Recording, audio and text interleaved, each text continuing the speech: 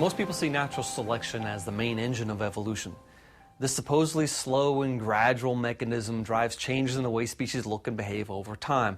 It's also commonly called survival of the fittest, but that's a little confusing because it's not always the biggest and the strongest who survive. In reality, natural selection is all about reproduction. The organism that had the most descendants in later generations was, by definition, the fittest, and that usually comes about because some variation in an organism helped it to be more suited to its environment than others. So everybody talks about natural selection, and they kind of almost imagine like it's a magic wand, it's an explanation for everything. Natural selection is simply differential reproduction. In all living systems, in all populations, some individuals reproduce more than others. That is natural selection. As an example from my work in soil microbiology, particularly with pesticide degradation, if we add pesticide to a soil system to kill weeds, insects, or diseases, within that bacterial population, there is a portion that can degrade or utilize that pesticide as a carbon or nitrogen source to grow. So that over time, you had a change in this population, but natural selection did not bring about any new features. It was already in the population. The first time that I saw a creation presentation on natural selection, I was just amazed at my blindness prior to that in not realizing that natural selection can only operate on whatever is existing, and it can only operate to remove what is existing. And so the realization that it doesn't actually produce new genetic information was an absolute bombshell to me. So natural selection is actually a convenient term to use just to describe this process by which creatures, organisms not suited to the environment are eliminated, those which are suited survive.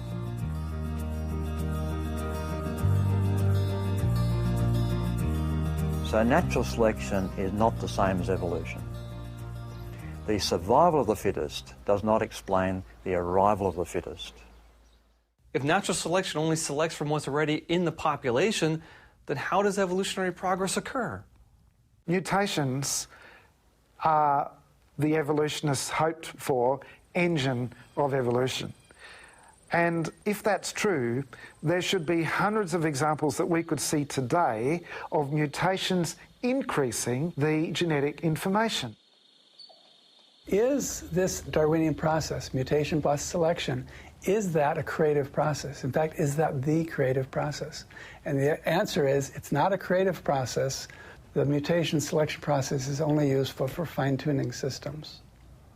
And that's what we see in biology. If we consider the most common examples of evolution, the ones you see in the textbooks and things, these are not due to some new feature being added, but breaking existing features. For example, warfarin resistance in rats, or DDT resistance in mosquitoes, loss of sight in cave fish and cave salamanders, loss of functional wings in beetles on a windy island. In all these cases, things are broken by mutation, and natural selection is involved in selecting them.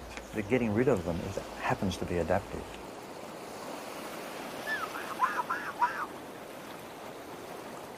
But people say, hang on, I see new species appearing. Isn't that a proof of evolution? Well, not really, because it's not a problem for creationists.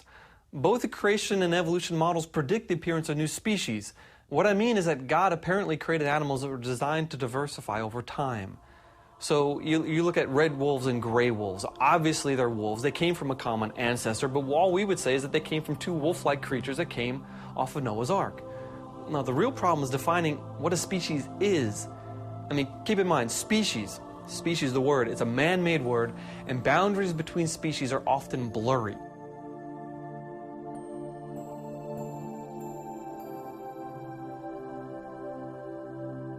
Scientists use the word in multiple ways. I mean, geologists, they tend to separate fossils into different species based on the way they look. But biologists sometimes say things belong to the same species if they can interbreed regardless of how they look.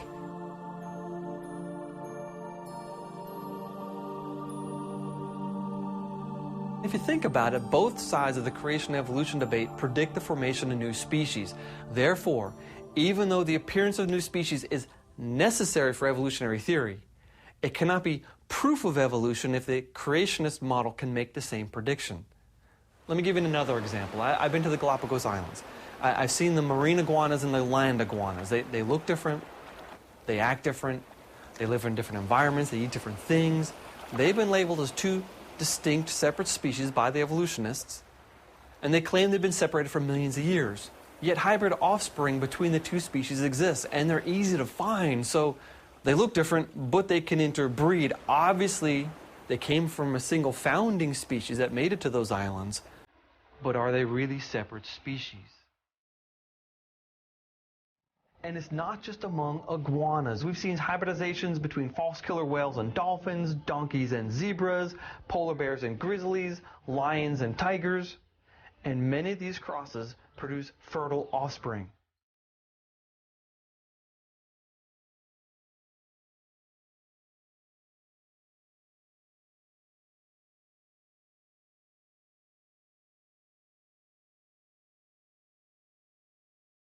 When Darwin went to the Galapagos, he collected information about finches, and he was looking for change over time. It wasn't until quite some time later, thinking about it, he realised the finches he saw there probably, almost certainly, were derived from finches on the mainland.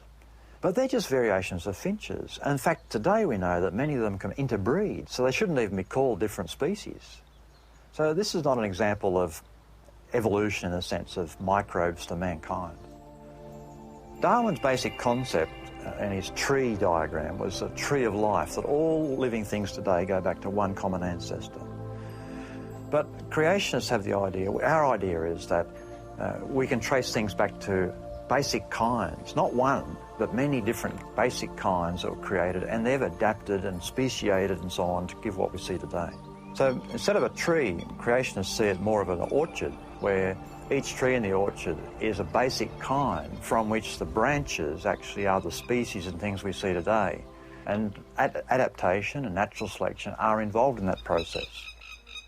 I think that nature has been created to be able to modify itself and fitting the circumstances where living organisms are. We see a lot of variation potential in nature, but real novelties are not there. People talk about different species and speciation in nature. That's something that we can observe, but it is not the same thing as creating novel structures, novel information. I don't see that. You can imagine that you have a front-loaded organism with all these genes, and you can then argue that, okay, in this particular environment, you can lose that part of genes. In the other environment, with other selection pressure, with other conditions, you can lose another set of the genes. While it's true that mutations can sometimes create new traits, they generally only work to destroy existing traits and information. So when a new trait called sickle cell anemia arose in Africa, it allowed people to survive malarial infections. It was a new trait, but the hemoglobin gene was broken in the process. Likewise, many examples of antibiotic resistance of bacteria deal with broken genes for transporting things into the cell. The reason that the bacteria can live is because the transporter gene is broken, the poison can't get in. It's easier to break something than to create something new. Natural selection plus mutation actually works in the wrong direction for evolution. So the question is, how does evolution work?